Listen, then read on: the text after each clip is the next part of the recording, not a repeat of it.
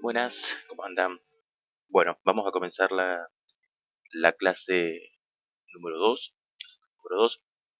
Vamos a empezar a ver un poquito los conceptos fundamentales que se encuentran en el dossier. A partir de la página número 3 vamos a comenzar a trabajar con el dossier. Yo les voy a ir tirando las páginas como para que ustedes se tengan para guiarse, ¿no? Vamos a ver un poquito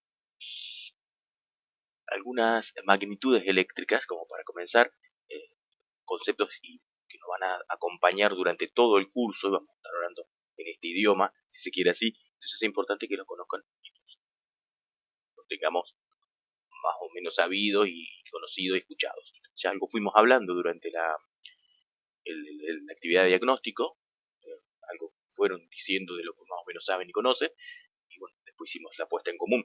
Ahora vamos a empezar a ver un poquito más la teoría. Lo primero que tenemos que conocer es qué es la electricidad. Bueno, dice ser el movimiento de electrones a través de un cuerpo conductor. La electricidad es una forma de energía, la cual no es primaria ni tampoco es final. Es decir, no la obtengo directamente de la naturaleza, por lo menos la electricidad que usamos nosotros, ni tampoco la uso directamente así como está. Siempre la tengo que generar a partir de otra fuente de energía, la cual puede ser el agua, el viento, el sol, eh, el, bueno, a través de la energía térmica, quemando combustibles, uranio, etcétera, y la utilizo. Para utilizarla siempre necesito volver a transformarla en otro tipo de energía, ya sea luz, sea calor, sea movimiento. Esas tres cosas son los efectos de la electricidad, ¿no? Es la manera que nos damos nosotros cuenta de que hay electricidad. ¿Cómo me doy cuenta yo cuando entro en una habitación o entro a mi casa, quiero prender la luz? Si se enciende es porque tengo electricidad, si no, no. Quiero prender el ventilador, si arranca es porque tengo electricidad, si no, no. Entonces esos son los efectos y de esa manera yo me doy cuenta de que hay electricidad. Pero es llamada una energía de transición, porque no es ni primaria ni final. No sé si quedó claro ese concepto. Para entender un poquito más esto, qué es la electricidad, porque dice el movimiento de electrones, tenemos que repasar un poquito química. Acá tenemos el átomo. El átomo está conformado por un núcleo, el cual tiene protones, cargas positivas, y neutrones, cargas neutras. Tienen carga directamente. Y en el exterior de él, o alrededor de ese núcleo, giran en unas órbitas electrones. Depende el elemento, pueden tener más o menos electrones. Cuando los átomos se van juntando, van formando moléculas, las moléculas forman materia. En esa formación de materias, estos electrones van quedando algunos libres, como se les llama, y están en constante movimiento, es decir, van saltando de un átomo a otro dentro del material. Por eso llamamos la electricidad el movimiento de electrones a través de ese cuerpo conductor. Cuando los materiales tienen mayor cantidad de electrones libres, se los llama conductores de electricidad, o que tienen conductividad, o buenos conductores. Cuando no tienen tantos, tienen un poco menos, donde la electricidad circula un poco menos, se los llama aislantes. Más adelante ahora después vamos a ver que no existe ni el conductor perfecto ni el aislante perfecto. Pero eso lo vamos a ver entre unas dos diapositivas más adelante. Que, bueno, ese movimiento es lo que nosotros llamamos electricidad y se debe principalmente a dos factores. Y acá vamos a empezar a ver otras dos magnitudes. La primera de ellas es la tensión eléctrica. La tensión eléctrica es la fuerza que se necesita para que esos electrones libres, como llamamos nosotros, pasen a tener un movimiento ordenado. Es decir, están en constante movimiento, saltando de un átomo a otro, pero en forma desordenada. Lo que nosotros, cuando le aplicamos tensión eléctrica, la sacamos de una pila, de una batería o del toma corriente de la casa, al aplicarle tensión eléctrica a cualquier material conductor, esos electrones pasan a tener un movimiento ordenado, es decir, van todos para el mismo sentido. La tensión se simboliza con la letra U o la letra E, es decir, donde ustedes vean U o E, estamos hablando de tensión eléctrica. Nosotros principalmente en el curso y en el dossier vamos a utilizar la letra U, porque la E la vamos a utilizar para otra cosa. Y se mide en volt, que es lo que hablábamos de la pila de 1,5 volt, nuestras casas o las instalaciones domiciliarias con 220 volt, ¿no? La batería del auto tiene 12, etcétera, etcétera. Todo toda tensión se va a medir en voltios. ¿Por qué es importante conocer tanto el símbolo como la unidad? Porque ustedes ven un artefacto eléctrico, un transformador, por ejemplo, un cargador celular, y no les va a decir tensión eléctrica, tensión de salida, va a decir U de salida, o US, tensión de salida, y le va a decir tantos volts. Entonces, o directamente va a decir salida 5 volts. Entonces ustedes tienen que, al darse cuenta que es volt, estamos hablando de tensión eléctrica. Perdón, la tensión eléctrica también se puede denominar con el nombre de fuerza electromotriz, porque es la fuerza que moviliza los electrones, o diferencia de potencial. Después vamos a ver por qué se le tiene también esa terminología. La intensidad de corriente eléctrica es el segundo factor que interviene para que la electricidad se pueda notar y se haga ver, digamos, aparezcan los efectos de la electricidad. La intensidad de corriente eléctrica es la corriente que se va a formar gracias al movimiento ordenado de los electrones, es decir, están en constante movimiento, yo aplico tensión, se ordenan, van hacia un mismo sentido, en el mismo lugar, todos juntos. Esa corriente se le llama intensidad de corriente eléctrica, ese camino, ese movimiento dentro del conductor. La intensidad de corriente eléctrica es la encargada de distribuir toda la energía por todo el circuito y es la que se encarga de que funcionen realmente los elementos. Sale de la fuente, recorre todo el circuito y regresa a ella. Por eso toda instalación eléctrica o fuente necesita mínimamente dos conductores para alimentarse. Un positivo, un negativo o una fase y un neutro. Se pueden ver las diferencias entre esos términos. ¿A qué? Si no tenemos tensión eléctrica que movilice, que empuje a estos electrones, no tenemos obviamente la corriente eléctrica y viceversa. Estos dos términos, tensión eléctrica y corriente eléctrica, están muy relacionados y son simbióticos, uno depende del otro. La intensidad de corriente eléctrica se simboliza con la I y se mide en amperes. También es muy importante conocer estas cosas porque, como yo les decía, después vamos a empezar a hablar de eh, la I como intensidad de corriente y vamos a empezar a hablar de diferentes cosas del ampere. Vamos a tener en cuenta al momento de seleccionar materiales las cuestiones del ampere, cuántos amperes circulan por un circuito eléctrico, etcétera, etcétera. Entonces es muy importante que manejemos esta terminología y conozcamos estos datos principales. Acá aparece una tercera magnitud, la cual no es muy amistosa con las otras dos, si bien las otras dos tienen una relación, como decíamos, más amistosa, más simbiótica, más entre ellos dos. La resistencia eléctrica, sin embargo, es la oposición que va a presentar todo material al paso de la corriente eléctrica. Y acá está lo que veníamos hablando recién, de los conductores y los aislantes perfectos. No existe un conductor perfecto ni un aislante perfecto. Todo material, sea conductor o sea aislante, opone resistencia al paso de la corriente eléctrica. Los conductores oponen menos resistencia, vamos a ver cuál es, y los aislantes oponen mucha resistencia. ¿Ah? No existe, como le digo yo, el aislante perfecto, es decir, que tenga infinita resistencia, o el conductor perfecto que tenga cero resistencia. Todo material se opone o tiene por su conformación, como lo hablábamos recién, de los electrones que tenga, la cantidad de electrones libres que tenga, más o menos resistencia eléctrica. Esta resistencia eléctrica se va a simbolizar con la letra R y la vamos a medir en ohm. ¿Ah?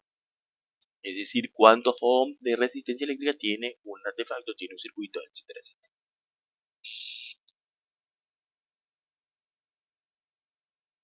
Vamos a hablar un poquito más de la resistencia. Después vamos a volver a los tres términos porque ahí tenemos también algo más de que hablar de ellos. La resistencia puede variar o va a variar en los conductores principalmente de acuerdo a tres funciones, a función de sus dimensiones. A la longitud, es decir, lo largo, la sección, lo que llamamos el grosor del cable, y el material conductor con el que está hecho. ¿Ah? Estas tres son los factores que inciden en la resistencia de un material eléctrico. La longitud, bueno, acá, si tenemos dos conductores iguales, ¿no? De igual material y sección, es decir, el mismo grosor, el mismo material, dos cables de cobre, uno de 4 milímetros, otro de 2,5, ¿no? Perdón, uno de 4 milímetros y otro también de 4 milímetros. La diferencia va a estar en que uno tiene 3 metros de largo y el otro tiene 4 metros de largo, ¿no? Varía la longitud. Cuando hacemos pasar una corriente eléctrica por él y medimos la tensión entre las dos puntas, el inicio y el final, ahí se mide la tensión, seguramente vamos a tener una variación de tensión entre uno y otro. Por ahí cuando hablamos de pocos metros no nos vamos a dar cuenta. Si hablamos de muchos metros, ya la, la, la diferencia va a ser mucho mayor. También depende cuánta tensión le estamos aplicando. Pero bueno, eso es un cálculo más avanzado. No sé si vamos a llegar a hacer. Pero la idea por lo menos es que conozcan el concepto. Volvemos al tema. Dijimos entonces que tenemos dos conductores del mismo material y del mismo sección, de la misma sección, cobre 4 milímetros, uno de 3 metros, uno de 4 metros. Seguramente va a haber diferencias.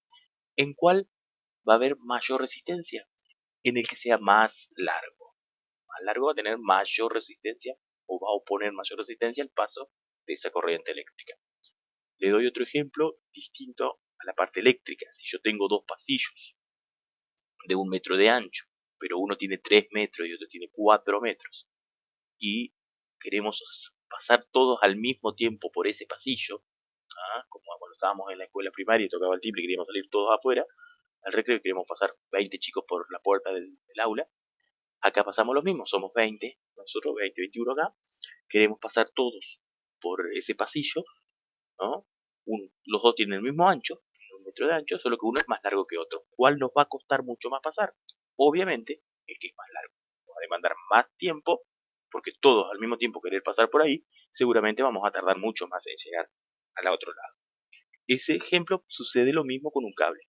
A la corriente eléctrica le cuesta mucho más pasar un cable largo que un cable más corto, siempre y cuando sean del mismo material y sean del mismo grosor, en este caso sección. ¿Qué sucede con qué sucede con la sección? Bueno, con la sección sucede algo parecido. Vamos al caso del pasillo primero y después le explico otro. Después vamos a la parte de los cables. Vamos con el pasillo nuevamente. Dos pasillos, esta vez tenemos dos pasillos de 3 metros de largo. Pero uno tiene 1 metro de ancho y el otro tiene 1,5 metros de ancho, ¿no? Medio metro más de ancho. Queremos pasar todos al mismo tiempo. Nuevamente. Todos los 20 al mismo tiempo. ¿Cuál nos va a costar pasar mucho más? Seguramente el que nos va a costar, nos va a poner mucho más problemas para cruzar, va a ser el pasillo que sea de 1 metro.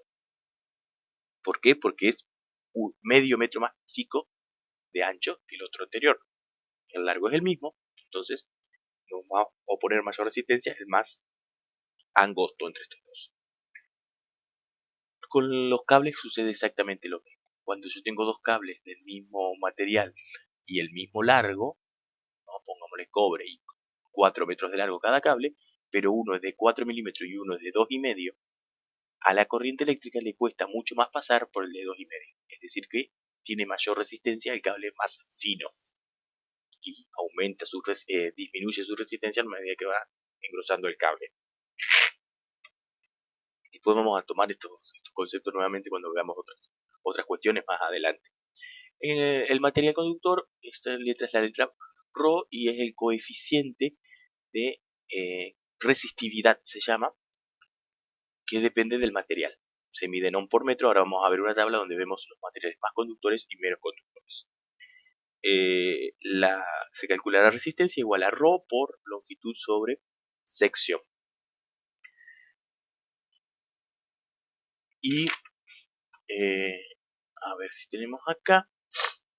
No sé si quedó entendido este tema. Cualquier cosa ustedes saben, tienen para hacer consultas y dudas sobre esta clase como comentario de la clase misma. Y yo después las veo y se las respondo. Se las voy respondiendo.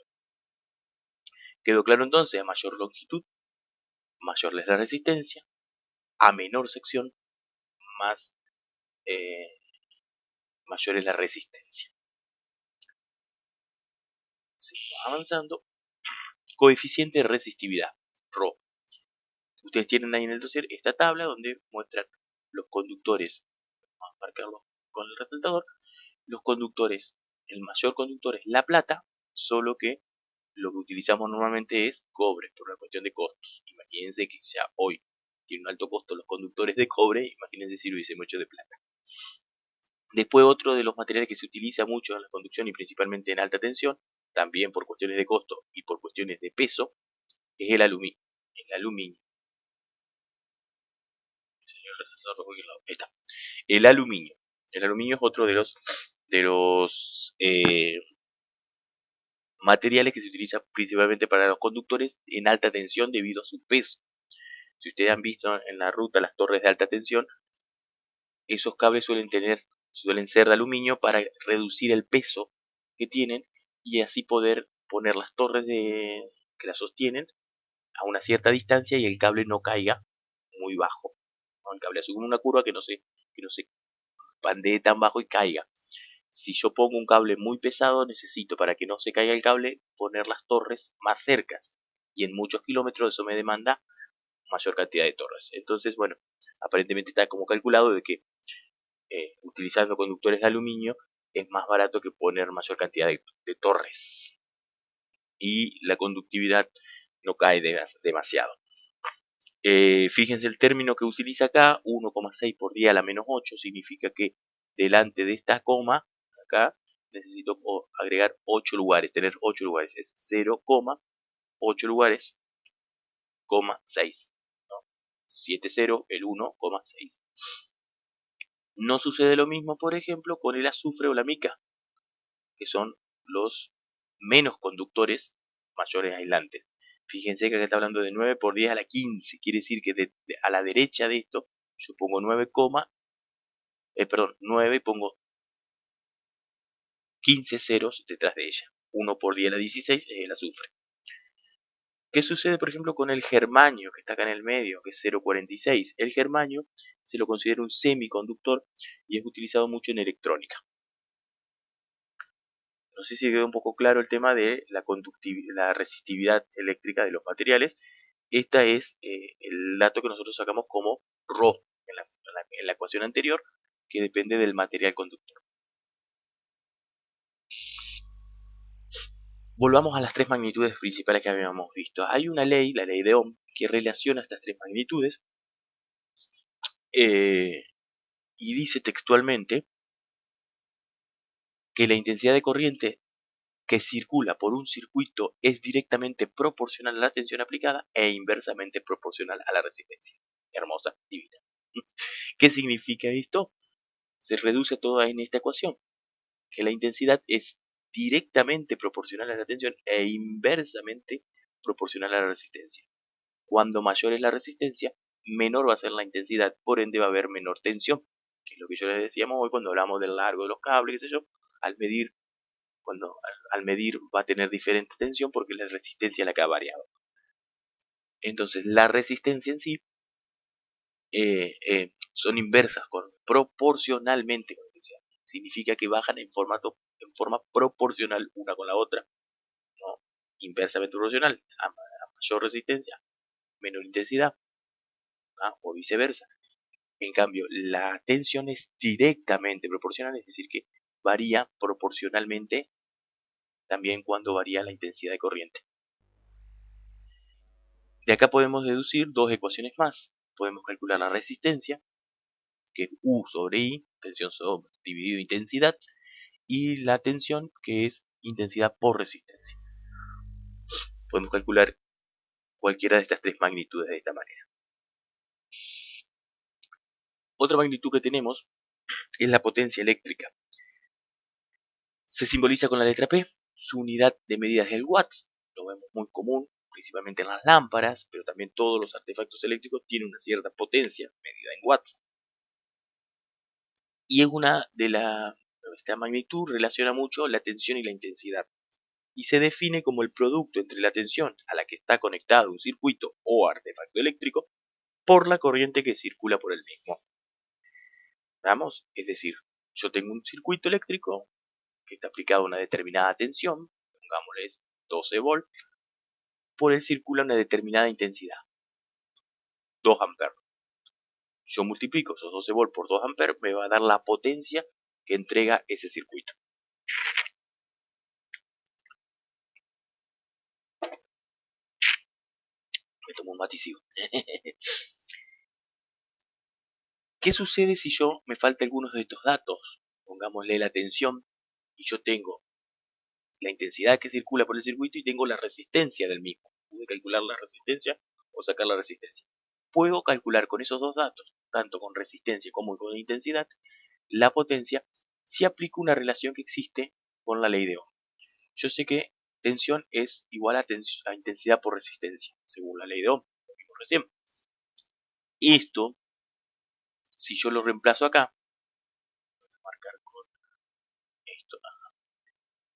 Si yo reemplazo el valor de U, ¿no? El valor de U, según lo que dice la ley de Ohm, reemplazamos el valor de U, según lo que dice la ley de Ohm, me va a quedar de esta manera. Potencia va a ser igual a R por I o I por R, acá, que es el valor de U, por I,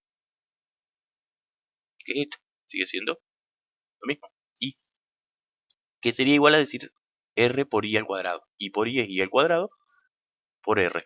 Eso sería la potencia en el caso de que yo no tuviera el dato de qué tensión está siendo aplicada al circuito o artefacto, pero si tuviera el dato de la resistencia del mismo y la intensidad que circula por él.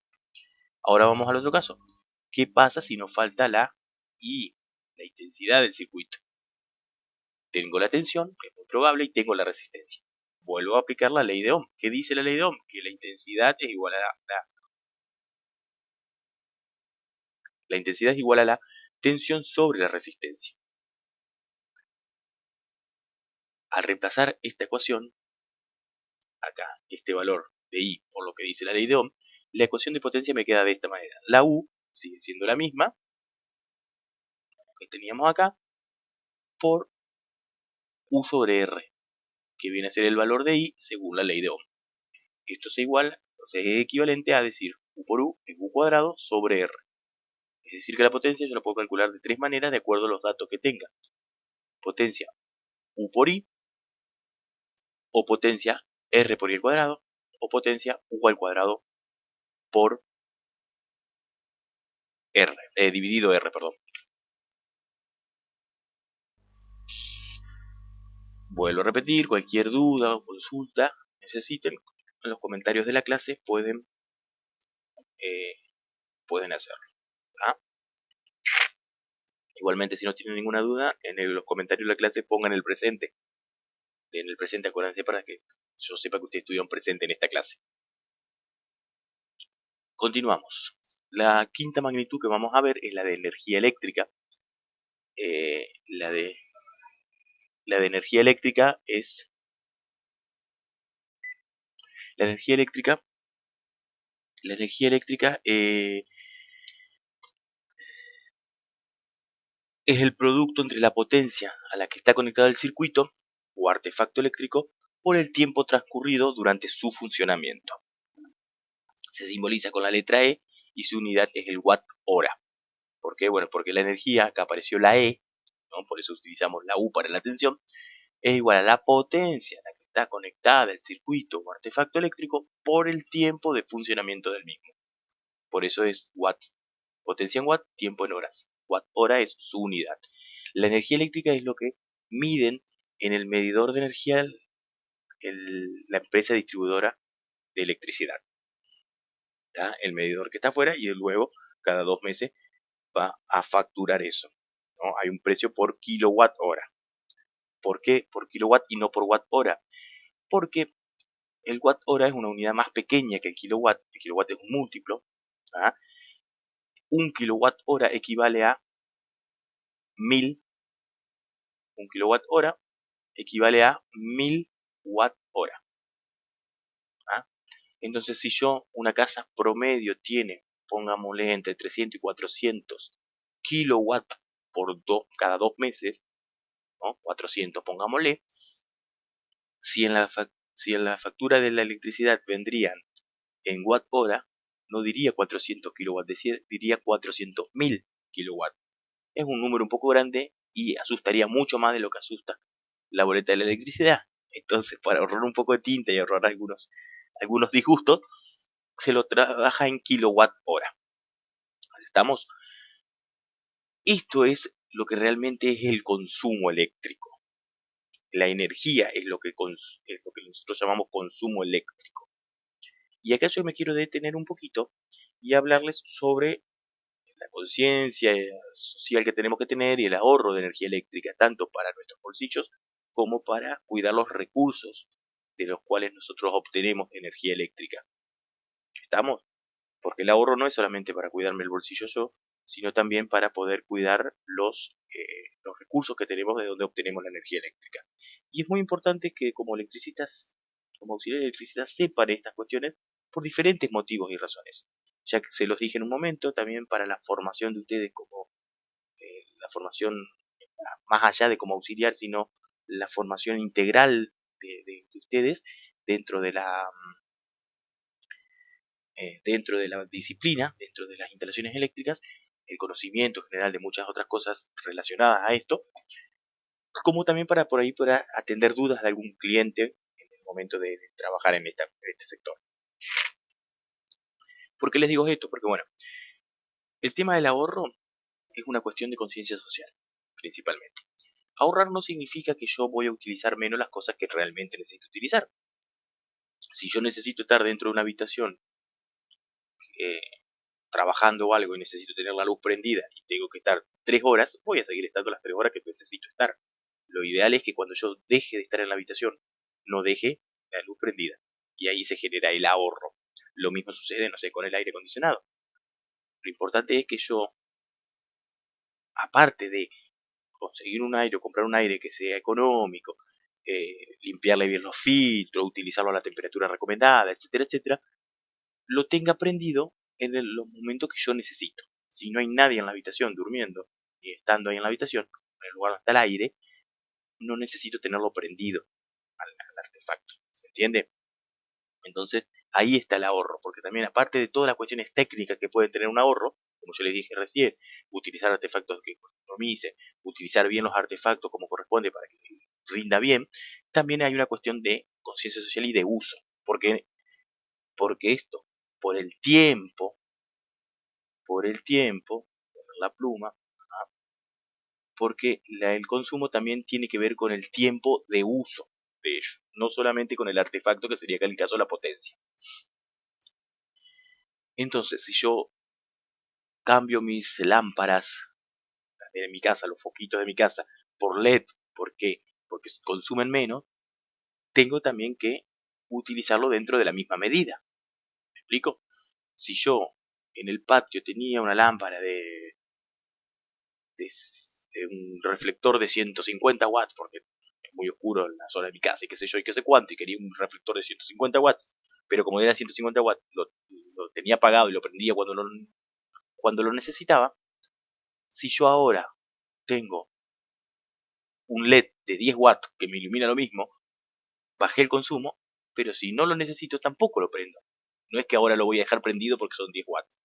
¿Se acuerdan la pregunta del diagnóstico donde yo le preguntaba cuál consumía más? Y acuérdense la respuesta, ¿no? Va a consumir más el que más tiempo se utiliza. No importa si es de menor potencia. ¿Ah? Entonces acá está la cuestión del ahorro, es el tiempo de uso que le damos nosotros.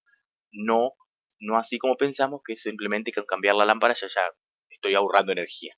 No, si yo realmente ahorro energía, si cambio la lámpara y la sigo usando en el mismo tiempo que estaba usando, ahí sí voy a ahorrar energía.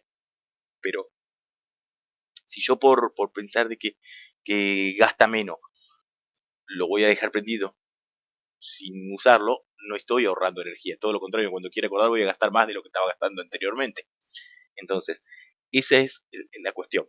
Comprar artefactos que consuman menos, que tengan mejor rendimiento, se llama eso, no consumen menos, sino que tienen mejor rendimiento, y utilizarlo bien. Porque esa es otra cuestión también. Las famosas lámparas de bajo consumo. Yo me gusta llamarlas lámparas de alto rendimiento. Porque en realidad, una lámpara se llaman, el nombre técnico es lámpara fluorescente compacta, así se llama. Consumen menos si yo las uso menos, si no, no. Lo que tengo la ventaja es que en el mismo tiempo de uso iluminan mejor, tienen mejor rendimiento. Una lámpara de bajo consumo de 20 watts da la misma iluminación que una lámpara incandescente, de las viejas o halógena, de 100 watts. ¿Ah? Ilumina lo mismo, yo veo lo mismo, incluso mejor capaz también. Lo mismo sucede con las LED. Las LED reducen eh, la potencia e iluminan lo mismo o mejor que las de bajo consumo. Por eso tienen un mejor rendimiento. En sí, por el artefacto sí, con menos potencia entrego la misma energía lumínica, en el caso de las lámparas, ¿no? Pero, vuelvo a repetir, el ahorro de energía y bajar el consumo va a depender del tiempo de uso. Si yo porque menor potencia lo utilizo más tiempo, lo utilizo. O lo dejo encendido más tiempo sin utilizarlo, total, es bajo consumo, el ahorro no se va a producir y no lo voy a notar. ¿Estamos hasta acá?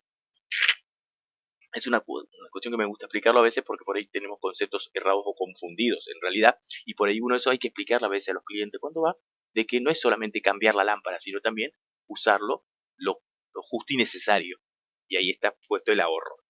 También hay que tener otra cuestión en cuenta, eh, la factura de electricidad. Muchas veces los clientes nos llaman pensando de que hay algún problema y están consumiendo más electricidad porque la boleta vino más, la factura de electricidad vino más en números, en pesos, y piensan que tienen alguna pérdida o algo así. O también a veces sucede que, bueno, que piensan que aumentó y se fue mucho y aumentó mucho. Lo que hay que mirar en la factura de electricidad es el consumo. Y hay una parte que tiene las barritas de consumo, incluso desde un año hasta ahora, del bimestre ahora estamos, no sé, del tercer bimestre, bueno, de mayo del año pasado. Desde ahí hasta acá tiene la diferencia de consumo, cómo fue variando. Eso hay que mirarlo, porque la tarifa no sube todos los meses, sube cada 3 o 4 meses.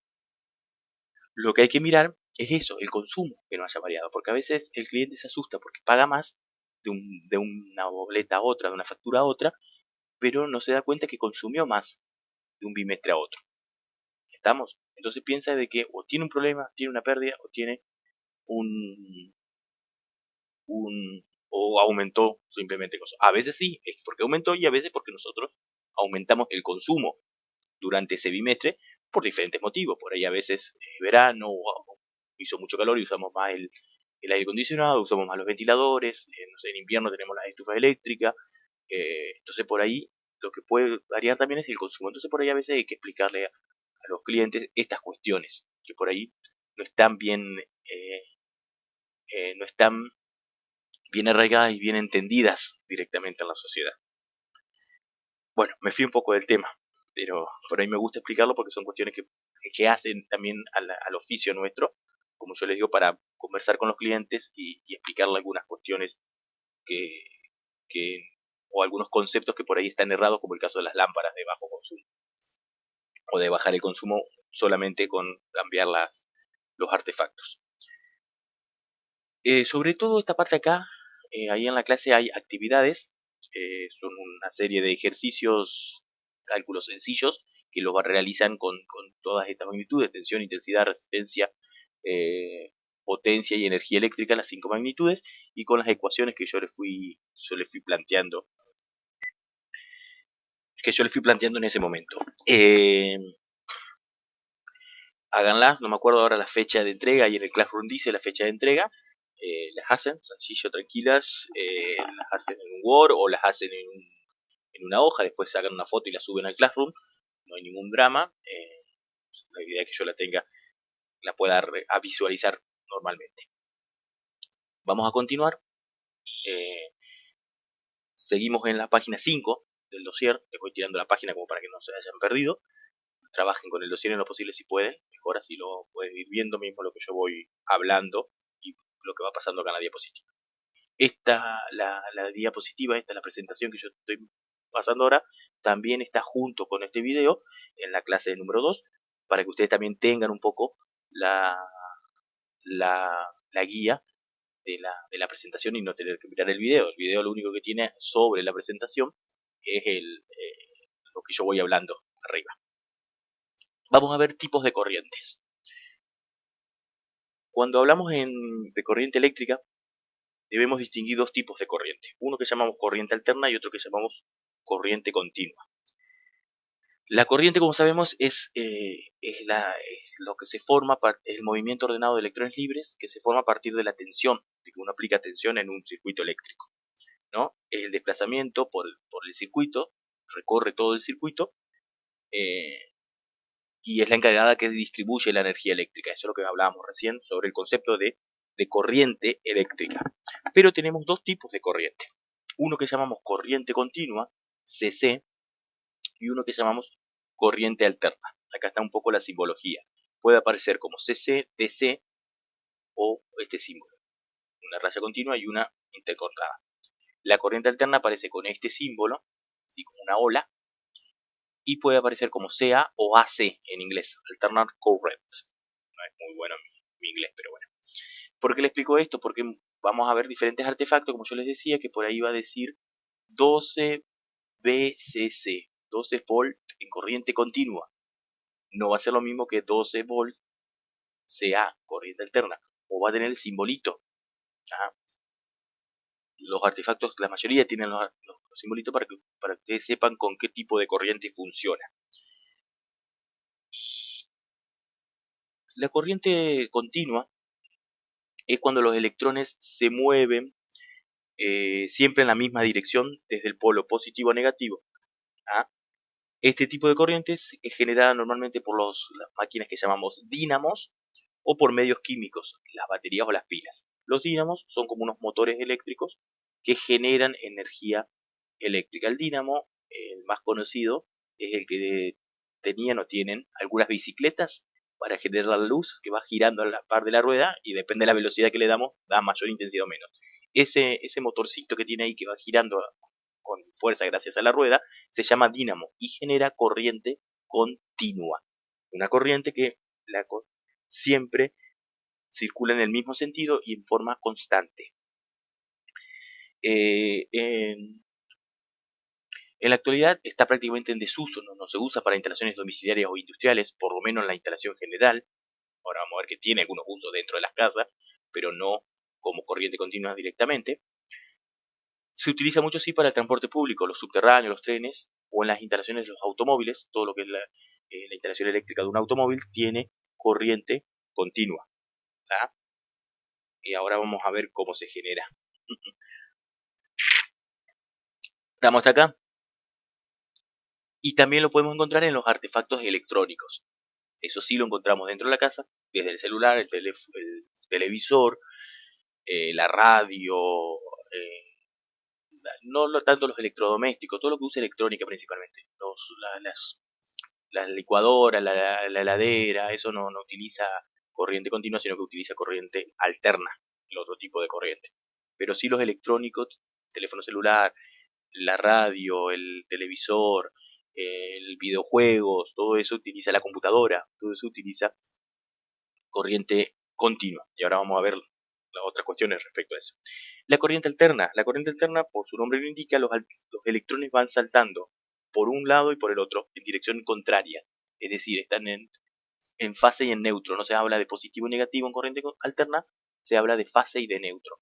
Van saltando de fase a neutro, de positivo a negativo, constantemente durante todo el tiempo de uso o de funcionamiento. O sea que la corriente eléctrica, si bien tiene un movimiento ordenado, pero en un momento los electrones van todos para un mismo lado, y en otro momento van todos hacia el otro lado, van y vienen, pero siempre ordenados juntos, no en forma desordenada. Este tipo de corriente eléctrica la obtenemos en las redes eléctricas que tenemos de distribución. Está generado de forma mecánica, por lo general, por un alternador, que es similar al dínamo, pero que genera corriente alterna. El alternador o generador es lo que tienen las centrales eléctricas, un generador de corriente alterna, o lo que tiene el auto. El auto tiene un alternador. Antiguamente los autos tenían un dínamo, ¿no? Como que tiene la bicicleta. ¿Qué sucede con el dínamo? El dínamo genera energía eléctrica, pero más lentamente. Es decir, tarda mucho más en recuperarse la batería del auto con un dínamo que con un alternador. El alternador es un poco más rápido, entonces actualmente ya no hay ningún auto que tenga dínamo, todos tienen alternadores y tienen un circuito electrónico intermedio que convierte esa corriente alterna en corriente continua para poder funcionar. Como yo les dije hoy, funcionaban las instalaciones de los autos, como dice acá, funcionan con energía, con corriente continua. Entonces el alternador alterna mediante un circuito electrónico, lo convierte a corriente continua para que el auto pueda funcionar. El alternador, bueno, es el que está en el auto, es el generador eléctrico, y es la forma de generar corriente alterna.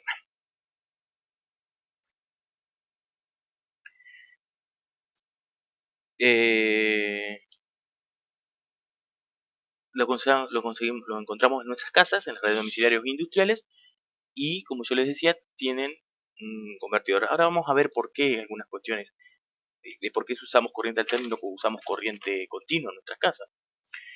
En Argentina la corriente alterna cambia ese sentido, ¿no? Van para un lado, van para el otro, cambia de sentido 50 veces en un segundo. ¿tá? Y a eso llamamos frecuencia y se mide en hertz. Es decir, que nosotros tenemos una corriente alterna en Argentina, en la red de distribución, de 220 volts o 380 de 50 Hz. Van a encontrar por ahí el artefacto que dice 220 50 Hz, o el simbolito de alterna, ¿no? Que significa que tiene corriente alterna de 50 Hz. 50 veces en un segundo cambia de positivo a negativo. Por eso no nos damos cuenta, no es que se nos apaga el artefacto y vuelve a arrancar, ¿no?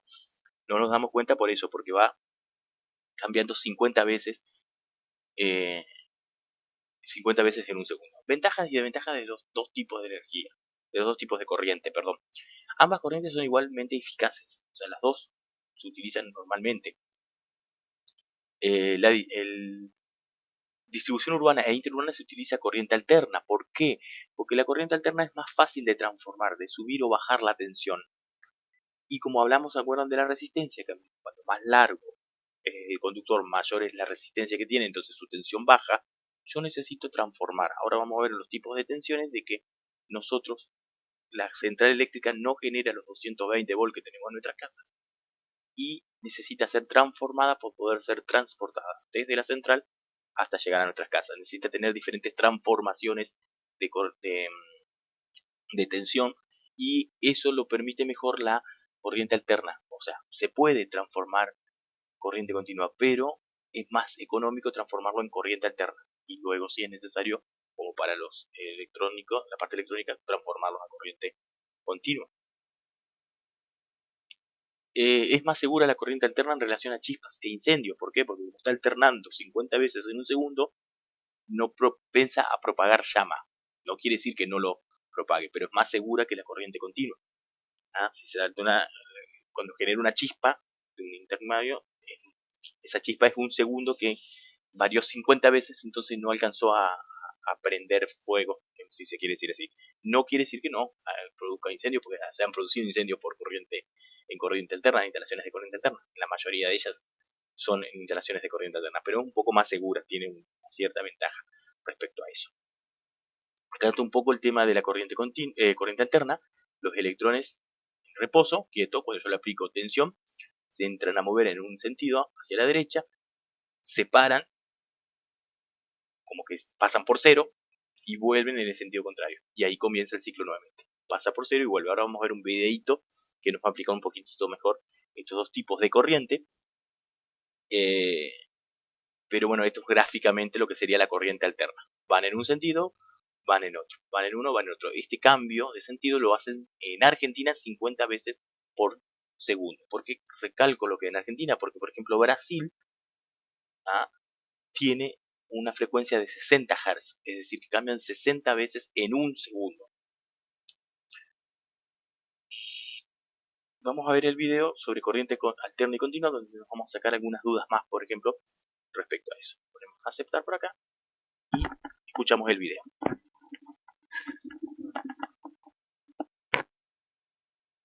Corriente alterna y continua. Si conoces una pila, ya conoces la continua.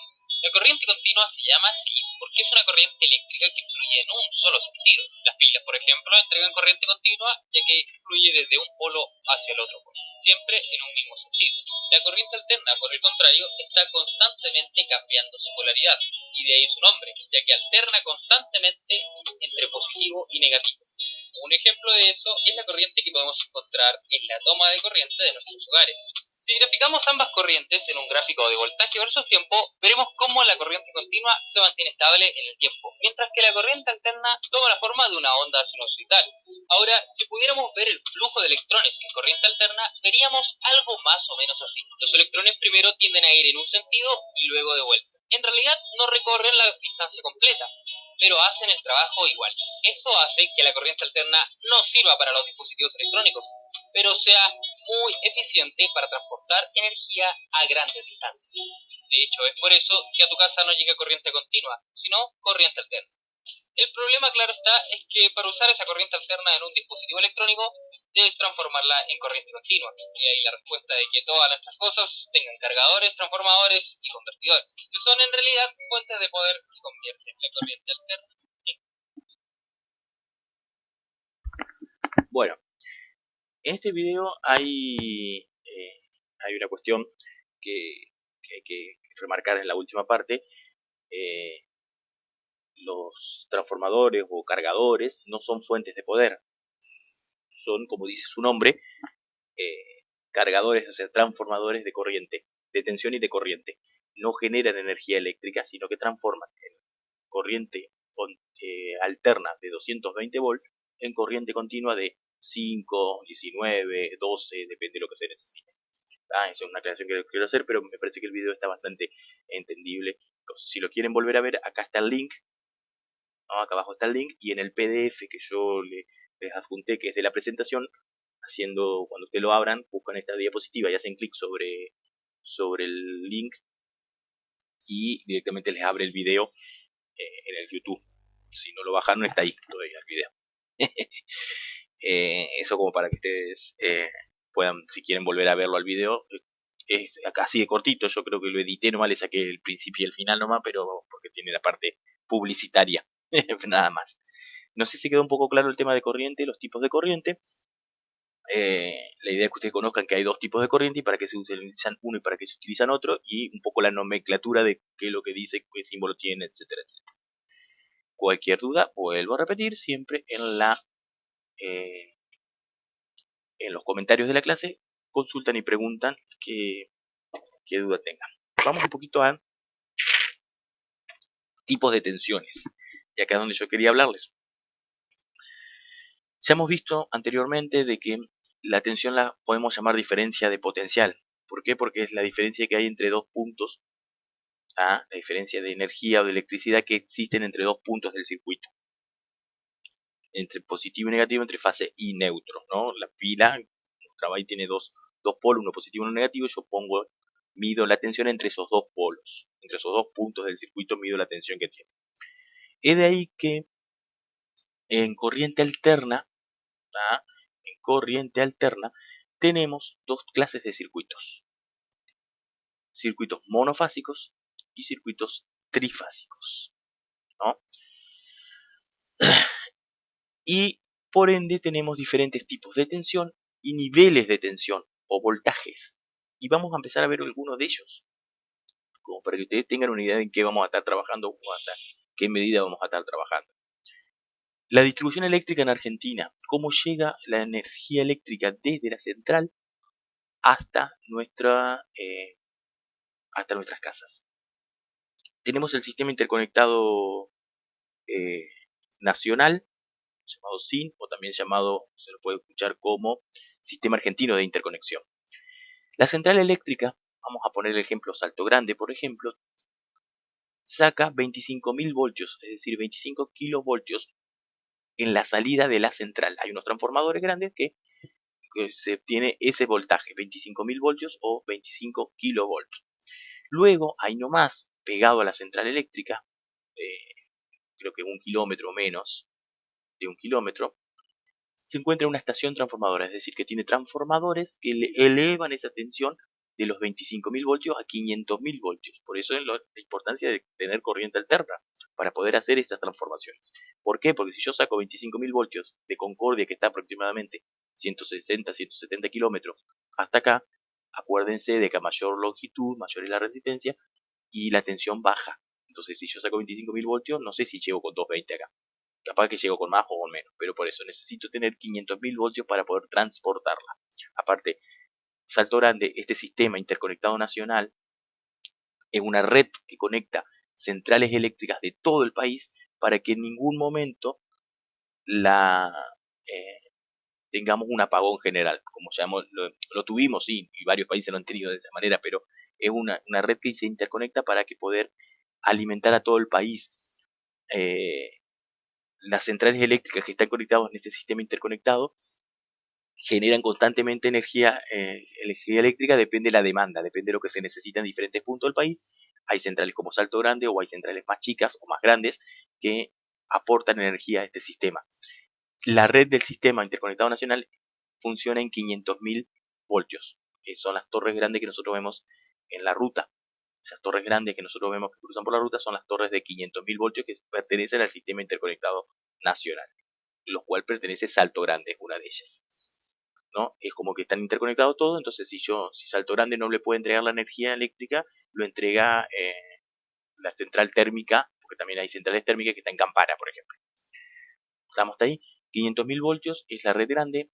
Esos 500.000 voltios llegan a las subestaciones. Nosotros acá tenemos una muy cercana, yo le comenté que es muy probable que podamos hacer la visita, si es que nos permiten con este tema de la emergencia sanitaria, etcétera, si podemos hacer la visita a la subestación Colonia Elía, que se encuentra por el camino viejo a Colonia Elía, entre medio de Concepción y Colonia Elía.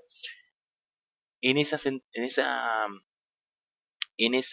subestación lo que se hace es mantener los 500.000 voltios, es decir, llegarán un poquito menos de 500.000 y los mantienen en la misma tensión y los siguen distribuyendo para Buenos Aires, o en este caso, como es Salto Grande, es una binacional, es decir, que compartimos con Uruguay, lo pasan por el río, por arriba del río, no por dentro, sino por arriba del río, a una subestación similar que se llama San Javier, que está enfrente.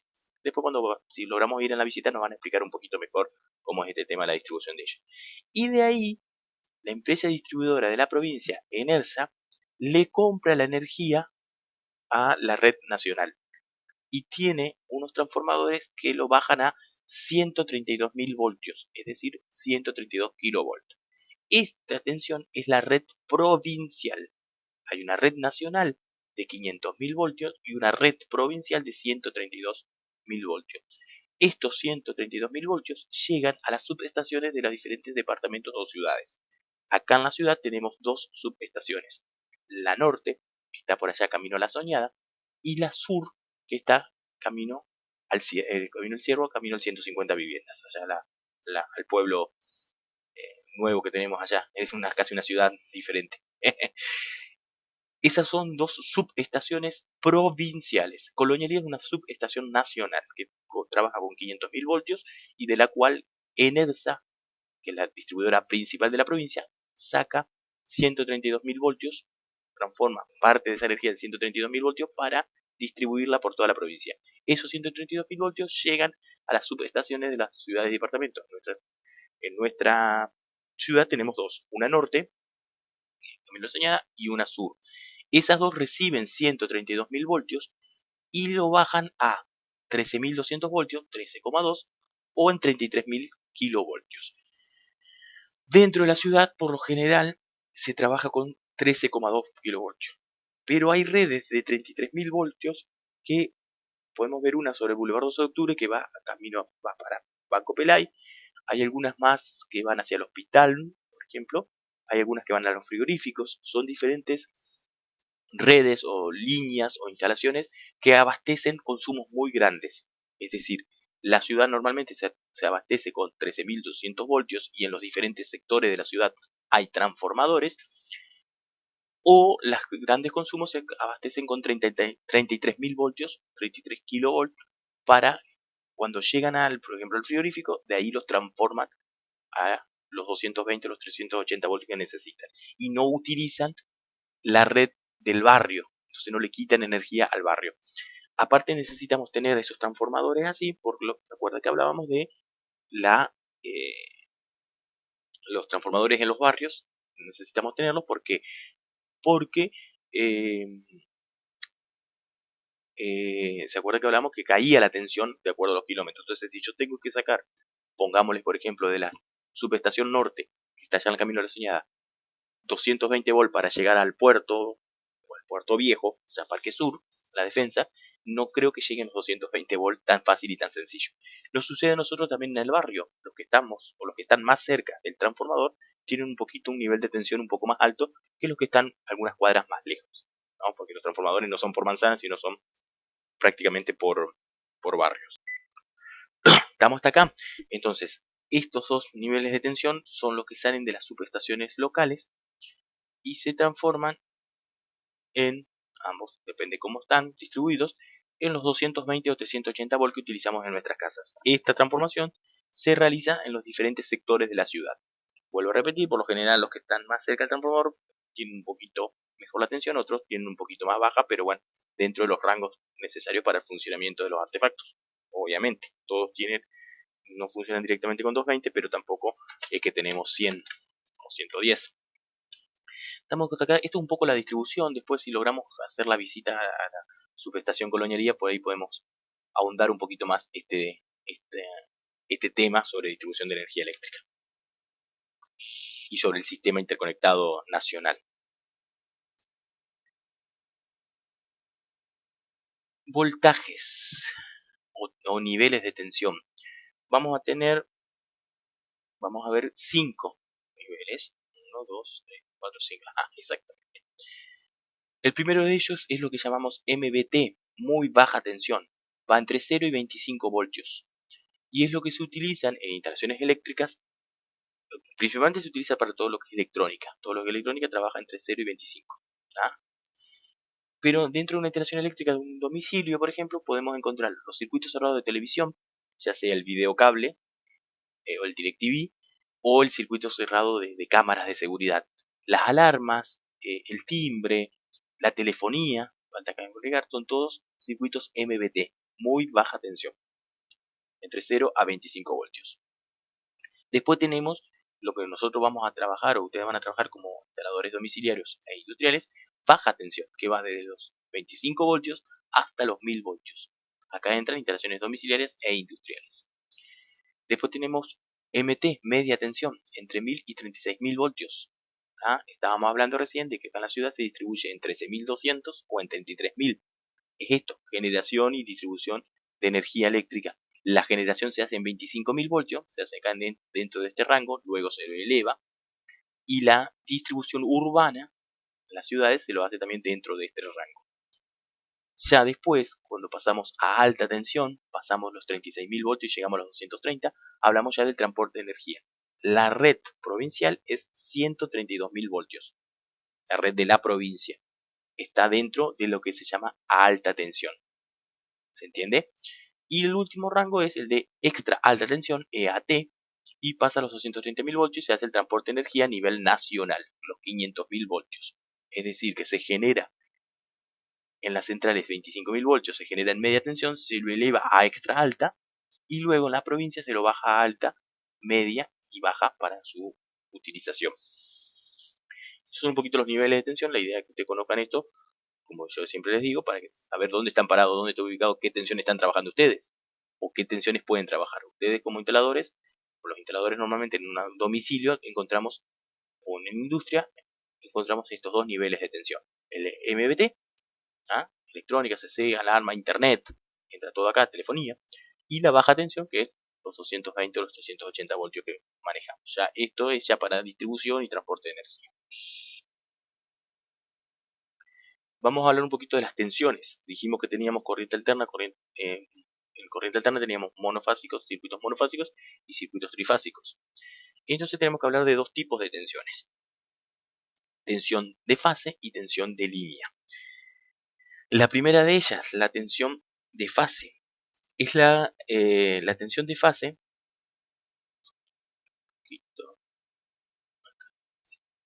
La tensión de fase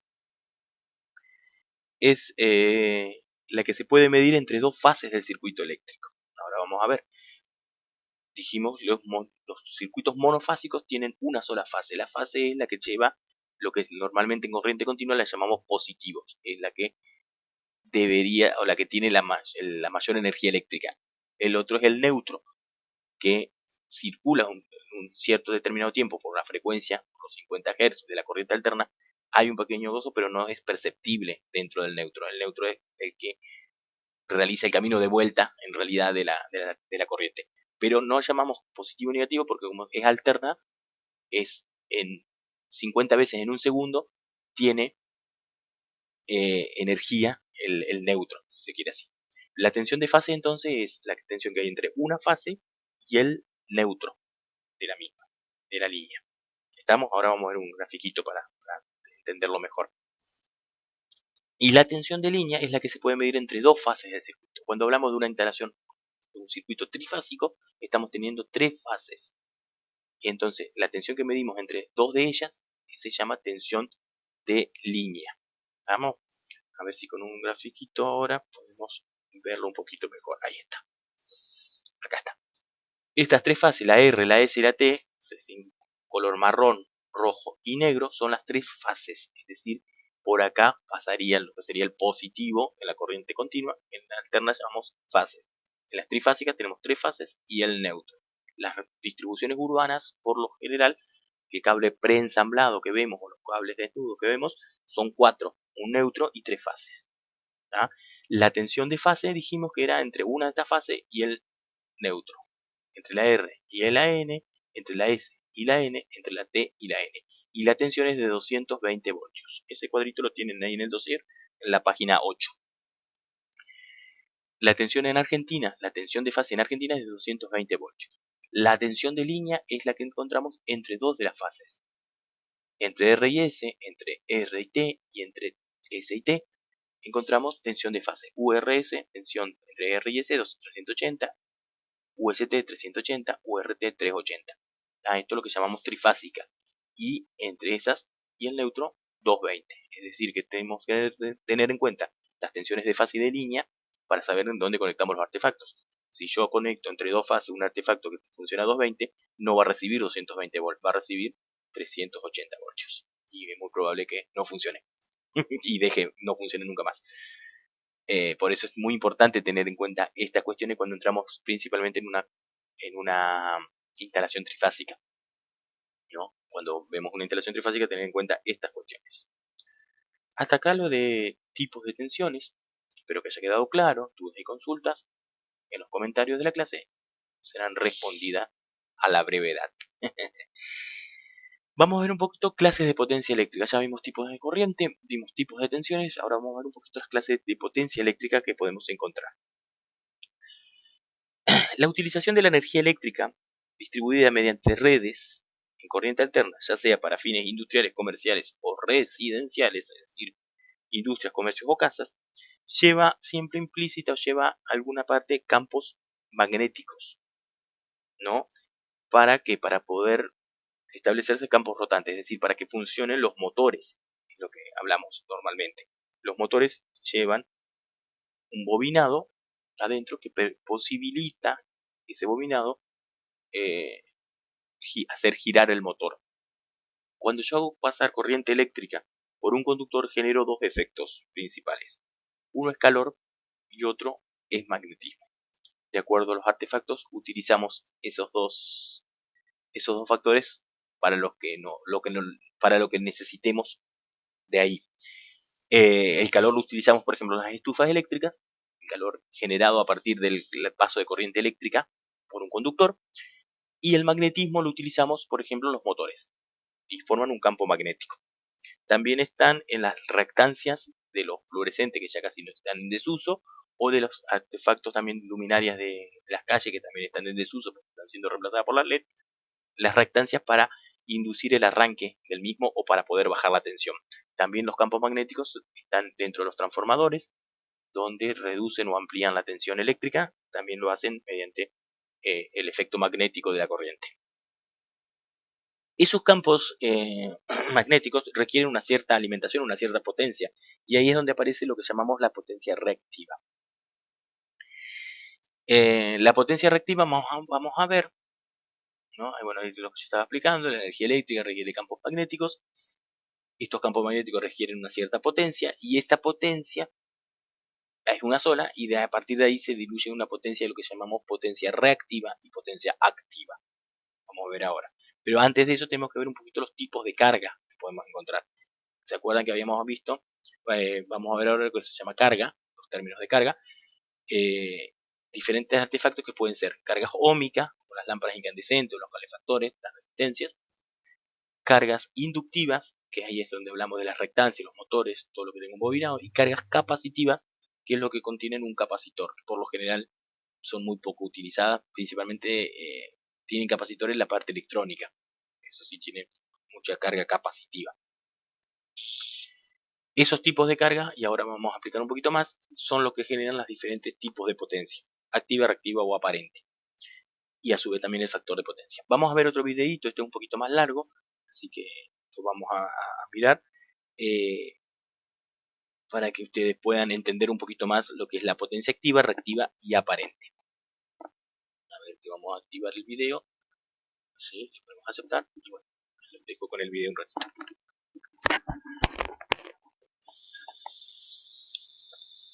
Hola, hoy vamos a tratar el tema corrección del factor de potencia. Antes que nada, vamos a aclarar que en corriente alterna nosotros tenemos dos tipos de potencia. Por un lado, la potencia activa, que es la que realiza trabajo útil, se representa con la letra P y se mide en watt. Potencia activa es la que se transforma en luz, calor y movimiento. Movimiento en el eje de los motores, luz en las lámparas, calor en las resistencias. Después tenemos la potencia reactiva, que es una potencia que no realiza trabajo útil. Se representa con la letra Q y se mide en volt, ampere, reactivos, var. Es una potencia oscilante que las bobinas y los capacitores intercambian con la red de alimentación. Un capacitor en corriente alterna siempre está en un permanente proceso de carga y descarga. O sea que recibe la energía de la red cuando se carga y cuando se descarga la devuelve, pero no realiza ningún trabajo útil con esa energía. No la convierte ni en luz, ni en calor, ni en movimiento. Algo similar sucede con las bobinas. Reciben la energía de la red, la transforman en un campo magnético y luego cuando la corriente disminuye, ese campo magnético también disminuye y la energía es devuelta a la red de alimentación. O sea que tanto en el caso de los capacitores como de las bobinas, la potencia reactiva es tomada por el receptor y luego devuelta a la red. Y permanentemente, a lo largo de los ciclos de la corriente alterna, estamos en esa situación. Por eso decimos que es oscilante. ¿Bien? Luego tenemos una potencia que es la resultante vectorial de estas dos, que se llama potencia aparente. S se mide en volt ampere y esta se llama potencia aparente. Y no es otra cosa que la suma vectorial de la potencia activa más la potencia reactiva. ¿Sí? Estamos diciendo suma vectorial, no suma aritmética. ¿De acuerdo? Si nosotros representamos estas potencias vectorialmente, tenemos la potencia activa, la potencia reactiva, que puede ser tanto de bobina como de capacitor, y la resultante de estas dos potencias es la potencia aparente. Esto es S, potencia aparente. Y este ángulo phi es el ángulo de desfasaje entre la tensión y la corriente en ese circuito. ¿Bien? El factor de potencia es la relación entre la potencia activa y la potencia aparente. O sea, por eso también se le llama coseno de phi, porque el cateto adyacente P sobre hipotenusa S. Esto es el coseno del ángulo phi que tenemos aquí. Entonces, por eso también el factor de potencia se conoce como coseno de phi. y está directamente vinculado con el consumo de potencia reactiva que nosotros tenemos en esa instalación eléctrica, en esa red, en ese circuito. ¿Cuál es el valor del factor de potencia? Bueno, lo ideal sería que la potencia reactiva fuera cero, o sea que no tuviéramos nada de potencia reactiva, lo cual únicamente se puede dar en un circuito resistivo puro, porque en un circuito resistivo puro toda la energía se transforma en calor, por lo tanto no hay potencia reactiva. Pero en la mayoría de los casos las redes eléctricas son del tipo RL, es decir, tienen comportamiento inductivo, no inductivo puro, sino un comportamiento que está entre resistivo e inductivo, es decir, el ángulo de desfasaje de la corriente está en atraso entre 0 y 90 grados. Así que la condición ideal sería la siguiente. Veamos. P sobre S. S es igual a P más Q, vectorial, ¿verdad? S es igual a P más Q vectorial. Esto es el coseno de Phi, o factor de potencia. Si Q vale 0, entonces este cociente queda P sobre P. Y P sobre P no es otra cosa que 1, porque dos números iguales divididos entre sí siempre van a dar 1. Por lo tanto, esa es la condición ideal, que el factor de potencia valga 1. Las compañías eléctricas en general y las instituciones que regulan el funcionamiento de las instalaciones eléctricas fijan el valor mínimo del factor de potencia un poquito más abajo que 1. O sea, no son tan exigentes de pedirme factor de potencia 1. En el caso del reglamento de UTE, en Uruguay, el coseno de Phi reglamentario tiene que ser igual o mayor a 0,92. Esto es lo que pide UTE, que es el ente que genera, transmite la energía eléctrica y regula además las normas relativas a instalaciones eléctricas. Si estoy por debajo de ese valor 0,92, entonces voy a empezar a tener problemas a nivel eléctrico, pero además a nivel económico, porque por debajo de ese valor me van a empezar a cobrar la reactiva, y por debajo de ese valor voy a empezar a tener un sobreconsumo en las líneas debido a la alta presencia de potencia reactiva. Voy a tener problemas de picos de tensión que pueden quemar motores. Voy a tener problemas, en definitiva, de mal uso de la energía o mala racionalización de la energía.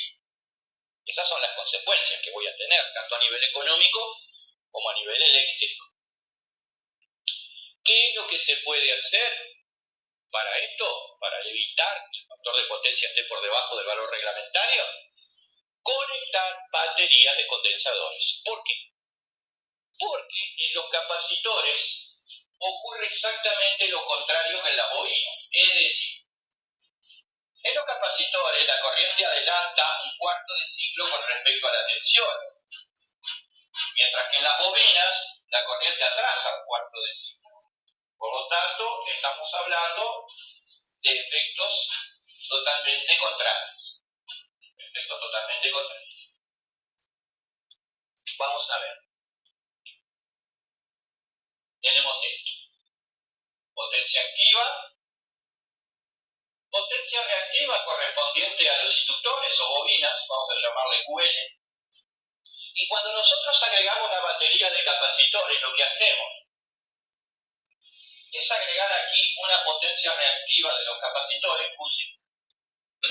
Esto quiere decir que estas potencias reactivas se van a restar.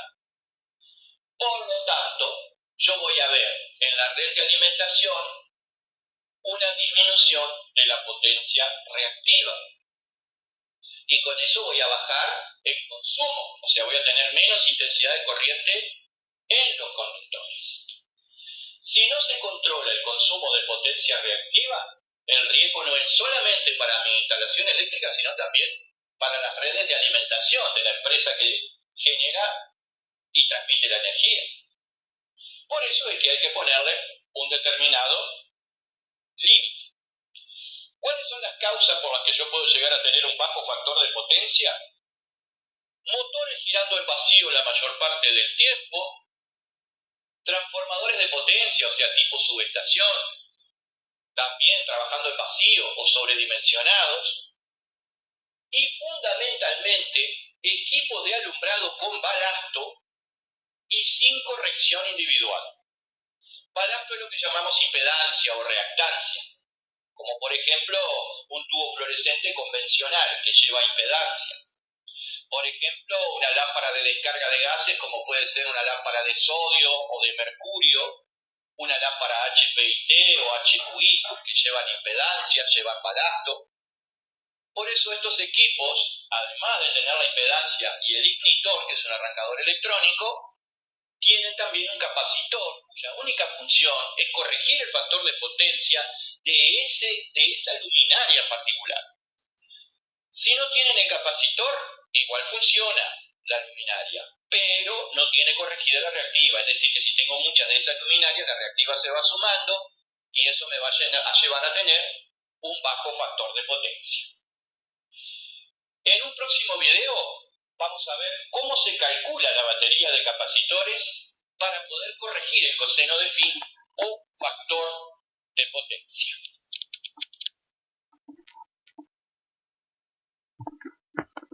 Bueno, acá vimos un poquito el video. Vamos a salir de eso. Vamos a volver a nuestra presentación. Bueno, acá nuevamente les dejo el link del video. En el PDF también pueden hacer clic ahí y volver a verlo si quieren. Y vamos a hablar un poquito sobre lo que decía el video, ¿no? Bueno, ahí explico un poquito las potencias. Ahora vamos a seguir con ese tema. Y explicó también los valores. El coseno phi exigible en la Argentina está entre 0,75 y 0,85. Es decir, no es 0,92 como en Uruguay. Ese video es de gente de Uruguay que lo hace a los videos. El coseno phi acá es un poquito más abajo todavía, es 0,75, 0,85, lo que exige las empresas distribuidoras, y acá se llama el ente que regula a nivel nacional todo lo que es energía, es el ENRE, Ente Nacional de Regulación de Energía, y el EPRE, Ente Provincial de Regulación de Energía, dentro de la provincia de Entre Ríos. Eso les aclaro porque la estaba hablando de la parte uruguaya, yo le estoy hablando ahora de la parte argentina. Todos los otros conceptos son los mismos y son iguales. Hablaba mucho de las luminarias. Bueno, prácticamente ya no se está utilizando el tubo fluorescente convencional que traía lo que llamaban la reactancia, ese cosito cuadradito pesado que traía adentro, que lo que servía era eso para hacer una baja de tensión para poder funcionar. El tubo fluorescente directamente no funciona a 220 volts, sino que funciona un poquito más bajo. Entonces esa reactancia, que es una bobina adentro, genera lo que se llama ahí un coseno de phi alto, mejor dicho bajo, mucho menor a 1. ¿Qué sucede cuando yo en un comercio, por ejemplo, pongo muchas de esa luminaria? Bueno, lo que dice ahí hay que ponerle capacitores a cada uno. Los capacitores, se lo habrán visto por ahí, son unos tubitos, ¿no?, cilíndricos, que se utiliza mucho, por ejemplo, en la cortadora de pasto. El motor de la cortadora de pasto tiene el capacitor, que por ahí cuando deja de funcionar la máquina anda lento. Los capacitores en los motores utilizan mucho para el arranque, hacen la fuerza para darle arranque. Lo mismo sucede en el ventilador de techo. Cuando el ventilador de techo empieza a andar muy lento, es porque el capacitor, que también es un tubito chiquitito en el caso del ventilador de techo, está agotado y hay que cambiarlo. Entonces, esos capacitores lo que hacen es bajar un poquito, levantar, mejor dicho, el coseno phi, bajar la energía reactiva.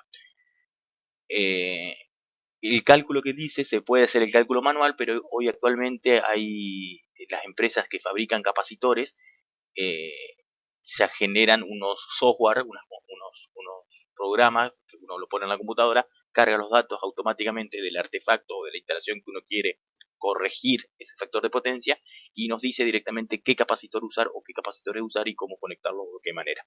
No vamos a ahondar mucho en este detalle porque si no nos vamos a ir muy lejos. Y bueno, si tuviéramos un tiempo por ahí, podemos llegar a hacer algún tema de corrección de factor de potencia. Lo que yo quiero que les quede claro son los tipos de potencia. Hablaba ahí de potencia activa, U por I por el coseno de phi, ¿no? Potencia U por I por coseno de phi es potencia activa, la potencia útil, la que utilizamos, la que nos da el trabajo, es la efectiva, lo que decía ahí. La potencia reactiva, Q, U por I por el seno de phi, que es la de los campos magnéticos de los motores, los capacitores, los balastos de iluminación. ¿Tá? La iluminación que hablaba ahí, esa de sodio, de todas esas son las que se utilizan normalmente los reflectores en los diferentes estadios, tinglados, la iluminación de la calle, que hoy en día se está todo reemplazando ya por iluminación LED, que tiene mejor eficiencia, baja el consumo en el uso, y no tienen estos problemas de potencia reactiva, porque tienen muchos capacitores, entonces su potencia reactiva es mucho menor, mucho más baja. Y la potencia aparente, que es la que vimos nosotros, U por I, que acá lo simboliza con la letra S.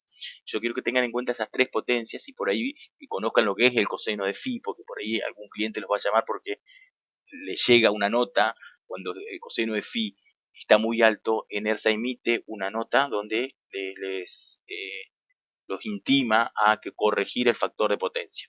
Suele suceder en una casa también, porque en una casa también tenemos motores, la heladera, el lavarropa, el secarropa, incluso no sé, el horno microondas tiene un pequeño motor para hacer girar el plato. Tenemos motores dentro de las casas, entonces por ahí no pueden llegar a generar una potencia reactiva, y ENERSA lo que hace es intimar al cliente a corregir ese factor de potencia y acercarlo a los valores necesarios, y no cobra una multa por todos los problemas técnicos que le incursionan no solo al cliente, sino a la red en general. Pero la idea es por eso que ustedes conozcan ese tema. El coseno phi se lo identifica como lo que llamamos el factor de potencia, que es lo que explico en el video. Otra cosita que yo les quería decir aparte sobre este tema. Van a encontrar por ahí, si ponen factor de potencia, también van a encontrar un ejemplo bastante técnico que es sobre la cerveza, y especifica que la espuma de la cerveza viene a ser la potencia reactiva y la parte de la cerveza en sí, el líquido, es la potencia activa, es la potencia útil. La potencia aparente es la suma de estas dos potencias. Si yo, dentro de mi potencia aparente, destino mayor cantidad de potencia reactiva para que el motor pueda funcionar, le voy a tener que sí o sí quitar a la potencia activa, es decir, voy a quitar fuerza de trabajo y mi motor va a funcionar más lento porque va a mover la máquina más despacio, entonces no me va a servir. Entonces eso es la explicación media rápida y sencilla de lo que son las potencias activa y reactiva. La activa es la que se utiliza, la reactiva vendría a ser la que utiliza el motor, pero no la utilizo yo como usuario directamente. Espero que haya quedado un poquito claro. Dudas, comentarios, consultas, siempre a los comentarios de la clase. Vamos a terminar un poquito el tema definiendo algunos conceptos. Están en la página 9, página 10 del dossier. Tenemos el concepto de carga. El concepto de carga dentro de lo que es la electrotecnia, es decir, la electricidad, tiene diferentes acepciones. Una de ellas es, por ejemplo, el conjunto de valores eléctricos que caracterizan la solicitación de lo que se está sometiendo el equipamiento eléctrico. Es decir, yo digo carga cuando hablo de un equipamiento eléctrico, de algún artefacto, lo llamo como carga. Recién hablamos de carga óhmica, cargas inductivas y cargas capacitivas, los tipos de carga.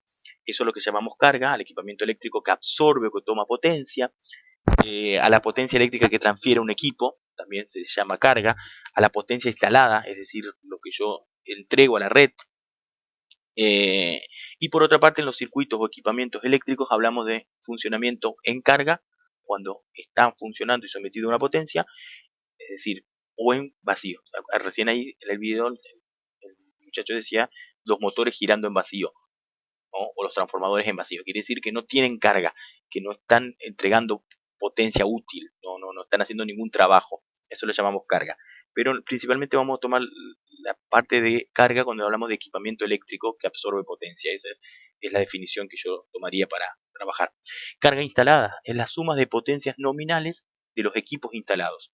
¿Se acuerdan que los equipos tienen una cierta potencia? En kilowatt, en watt, en megawatt, lo que fuese, tiene una cierta potencia. Yo la suma de todo eso le llamo carga instalada.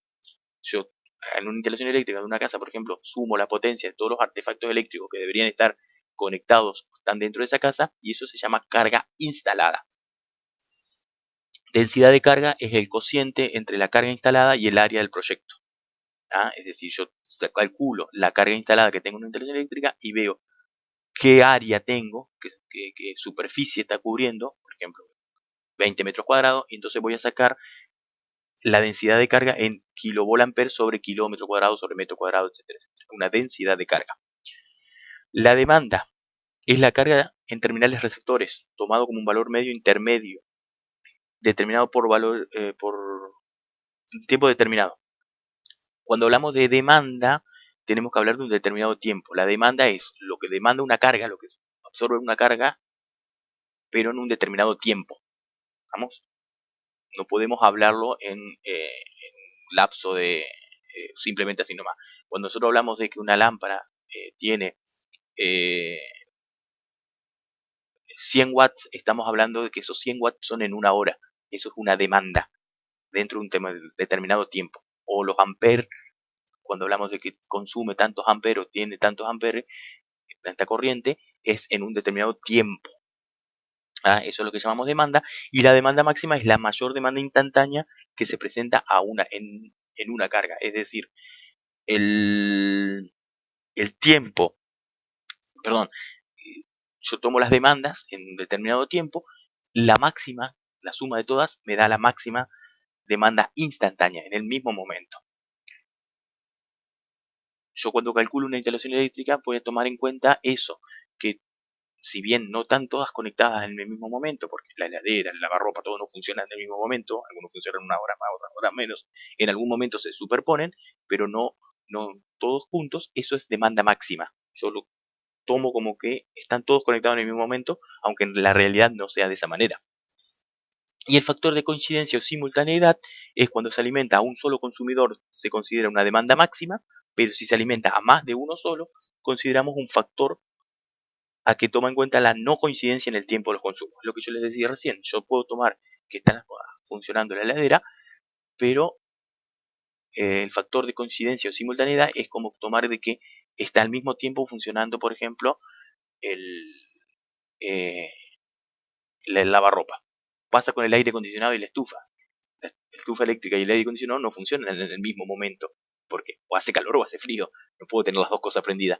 Entonces, bueno, a menos que hace un aire de calor, pero aire frío y la estufa eléctrica, yo lo tomo como coincidencia, pero en realidad nunca coinciden eh, ese tema. Entonces, el factor de coincidencia y simultaneidad es uno de los factores principales que yo tomo para el cálculo de la energía eléctrica. ¿Por qué le doy esta definición que están ahí en el dossier? Simplemente para que ustedes vayan viendo diferentes términos que van a aparecer durante el curso y los vamos a ver de esa manera. Bueno, espero que se haya entendido, que haya quedado claro la clase número 2, el inicio de la clase número 2. Después vamos a seguir seguramente. Hagan la actividad que está planteada en la clase 2 y cualquier duda o consulta lo planteen ahí en los comentarios de la clase y yo se los voy a atender de esta manera. Espero que se haya entendido y bueno, nos vemos la próxima clase. Saludos.